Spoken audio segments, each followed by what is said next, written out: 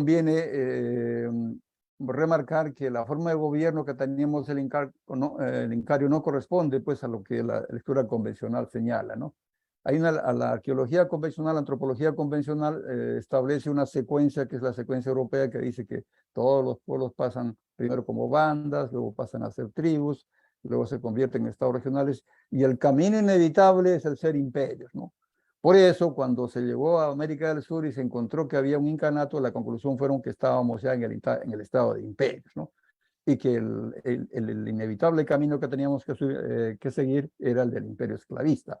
Y lo llegaron a decir incluso mentalidades de izquierda que ubicaban la secuencia histórica nuestra dentro del patrón evolutivo, entre comillas, que habían trabajado los europeos, ¿no?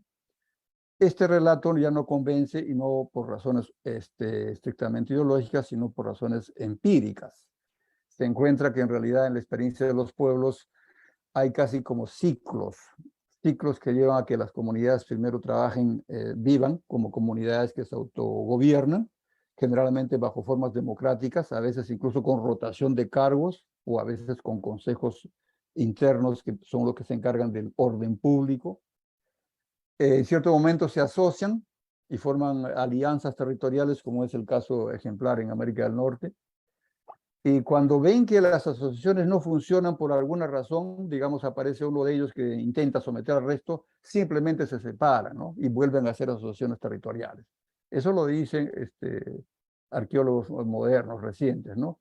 Que trabajan los datos. Entonces, no hay una linealidad en el proceso evolutivo, sino que hay más o menos ciclos y por regla general, después de todo gran imperio, se vuelve siempre una situación democrática. Las comunidades tienden a un gobierno democrático en sí mismo, es decir, a una cierta devaluación, ¿no? Y a veces llegan a formas que no son imperiales en sentido propio, sino patriarcales, es decir, hay un, entre comillas, monarca, pero que no tiene el poder autoritario que tienen las monarquías, que tuvieron las monarquías europeas, sino que son patriarcales, ¿no? Que tratan a grupos como si fuesen sus descendientes, ¿no?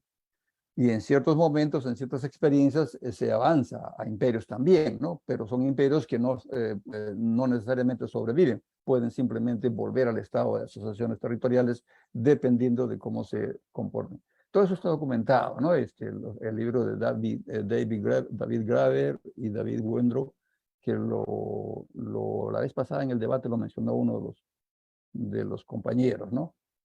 Que se titula el nacimiento de todo, ¿no? Es un libro que acaba de aparecer en 2021, que es un recuento de estudios de los pueblos de 5.000 años de historia que no está cubierto por la historia occidental, porque la historia occidental comienza hace 2.000 años, y en el mejor de los casos 600 años desde Grecia, ¿no?